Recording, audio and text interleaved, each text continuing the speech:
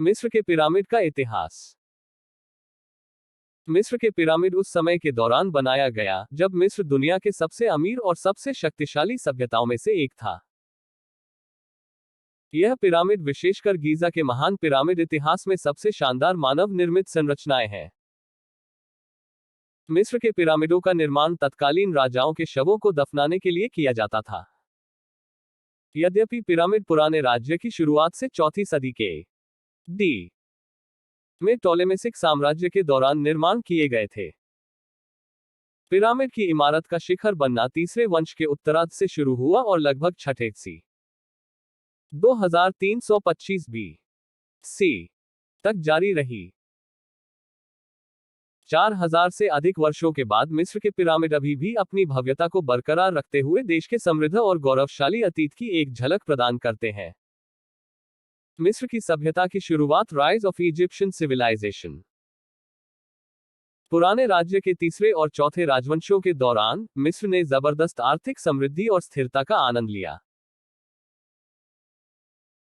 राजाओं ने मिस्र के समाज में एक अद्वितीय स्थिति मानव और दैवीय के बीच का आयोजन किया। ये माना जाता था कि देवताओं द्वारा उन्हें पृथ्वी पर रहने वाले लोगों के बीच सेवा करने के लिए चुना गया था। इस वजह से राजा की मृत्यु के बाद भी राजा की महिमा बरकरार रहती थी। जब राजाओं की मृत्यु हो जाती थी तो उनके साथ खाने पीने की चीजें, कपड़े, गहने, बर्तन और हथियारों को भी साथ में दफना दिया जाता था। पिरामिड के चिकने कोणीय पक्ष सूरज की किरणों के प्रतीक हैं और राजा की आत्मा स्वर्ग में चढ़ाई करने और देवताओं में, विशेषकर सूर्य भगवान में शामिल होने में सहायता करने के लिए डिजाइन किए गए थे। प्राचीन मिस्र वासियों का मानना कि जब राजा की मृत्यु हो गई, उसकी आत्मा का हिस्सा, जिसे का कहा जाता है, अपने शरीर के साथ बनी रहती है। प्राचीन मिस्र लोगों का मानना था कि मरने के बाद उनके साथ दफनाई गई चीजें बाद में उनके काम आती है। इस तरह पिरामिड मरे हुए राजाओं का एक केंद्र बिंदु बन गया। यह माना जाता था कि साथ दफनाई हुई चीजें उनकी मृत्यु के बाद काम आएंगे। उनके धन न केवल उनके लिए थे बल्कि उनके रिश्तेदारों, अधिकारियों और पुजारियों के लिए भी थे जो उनके आसपास दफनाए गए थे। शुरुआत के pyramid, starting a pyramid structure building. राजवंश युग की शुरुआत से 2950 BC में शाही कब्रों की चट्टान में नक्काशी की गई थी और समतल छत वाले आयताकार ढांचे के साथ इनको सुरक्षित किया गया था, जिसे मस्तबा कहा जाता था, जो अग्रगामी पिरामिड थे।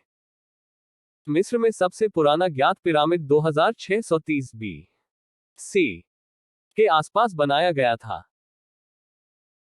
सक्कारा में तीसरे राजवंश के राजा दजोसेर के लिए अन्य पिरामिड के रूप में जाना जाता है। यह एक परंपरागत मस्तबा के रूप में शुरू हुआ था।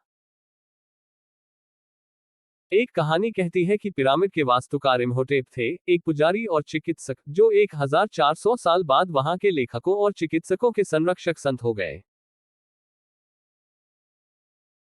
राजा दजोसेर के लगभग 20 साल के शासनकाल के दौरान पिरामिड बनाने वालों ने पत्थर 6 कदम वाली परतों को इकट्ठा किया, जो मिट्टी ईंट पहले की कब्रों की तरह थी, जो अंततः 204 फीट 62 मीटर की ऊंचाई तक पहुंच गया। यह अपने समय की सबसे ऊंची इमारत थी। अन्य पिरामिड एक जटिल आंगनों, मंदिरों से घिरा हुए थे, जहां दजोसेर अपने जीवन काल का आनंद लेते थे। दजोसेर के बाद अन्य पिरामिड शाही दफन के लिए आदर्श बन गए।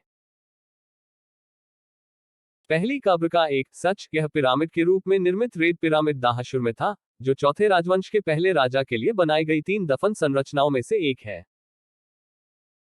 यह पिरामिड के निर्माण के लिए चूने पत्थर के रंग के नाम से जाना जाता था। गीजा के महान पिरामिड। गीजा के पिरामिड सबसे पुराने और सबसे बड़ा महान पिरामिड के रूप में जाने जाते हैं। प्राचीन दुनिया के प्रसिद्ध 7 चमत्कारों में से एकमात्र जीवित संरचना है। यह खुफू चेप्स, ग्रीक में सेनेफेरू के उत्तराधिकारी और चौथी राजवंश के 8 राजाओं के लिए बनाया गया था। हालांकि खुफू ने 23 साल 2589-2566 BC के लिए राज्य किया, अपेक्षाकृत यह पिरामिड उनकी भव्यता से परे अपने शासन के बारे में जाने जाते हैं।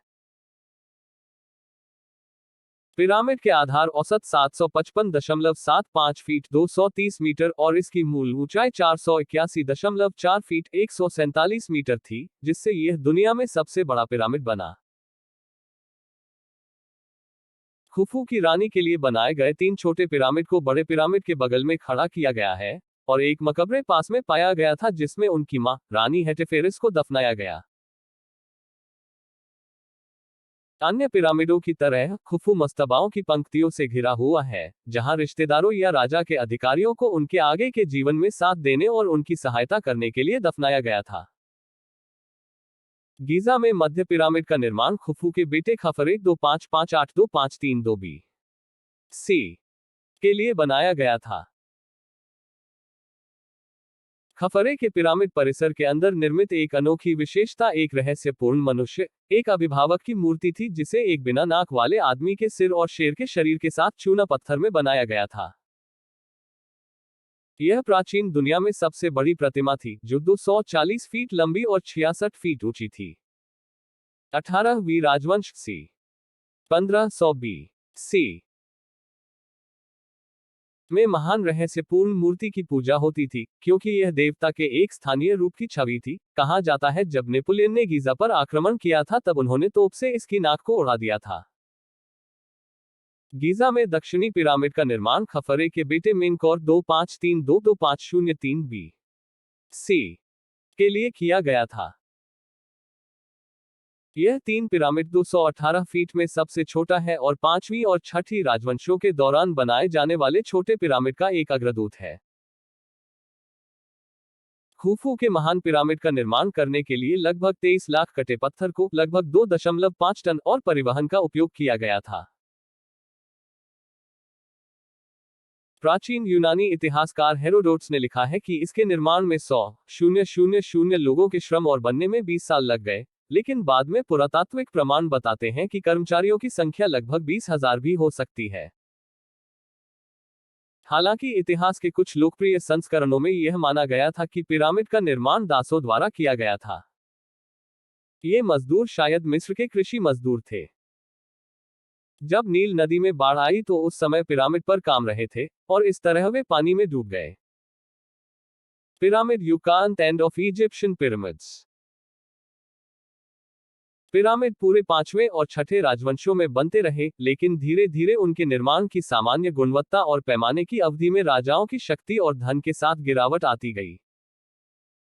बाद के पुराने पिरामिड में राजा ओनास 2375-2345 बी.सी. के साथ शुरू होने वाले पिरामिड में मजदूरों ने दफन कक्ष की दीवारों और बाकी पिरामिड की दीवारों पर राजा के शासनकाल की घटनाओं को लिखित करना शुरू कर दिया। पिरामिड ग्रंथों के रूप में जाने जाते थे। यह एक प्रकार से प्राचीन मिस्र से ज्ञात प्राचीनतम धार्मिक रचनाएं हैं। महान पिरामिड बनवाने वाले अंतिम पेपी द्वितीय 2278-2184 बी.सी. थे। ये छठे वंश के दूसरे राजा थे, जो एक युवा लड़के के रूप में सत्ता में आए थे और उन्होंने 94 साल तक शासन किया। उनके शासनकाल के समय पुरानी साम्राज्य की समृद्धि घटती जा रही थी और फिरौन प्राचीन मिस्र के राजाओं की जाति या धर्म या वर्ग संबंधित लोग भी अपने कुछ अर्ध दिव्य स्थिति को खोते जा रहे थे, क्योंकि गैर शाही प्रशासनिक अधिकारियों की शक्तियों में वृद्धि हो रही थी। पेक्की द्वितीय का पिरामिड सेक्रा में बनाया गया था और इसे बनवाने में उनको अपने शासनकाल में लगभग 30 साल लगे। यह पुराने राज्यों की तुलना में बहुत कम 172 फीट ऊंचाई का था। पेपी की मृत्यु के साथ ही राज्य और मजबूत केंद्रीय सरकार लगभग ढल गई और मिस्र ने सबसे पहले मध्यवर्ती अवधि के रूप में एक अशांत चरण में प्रवेश किया। बाद में 12वें राजवंश के राजा तथाकथित मध्य साम्राज्य के चरण के दौरान पिरामिड भवन पर लौट आए। आज के पिरामिड मिस्र के पिरामिड से प्राचीन और आधुनिक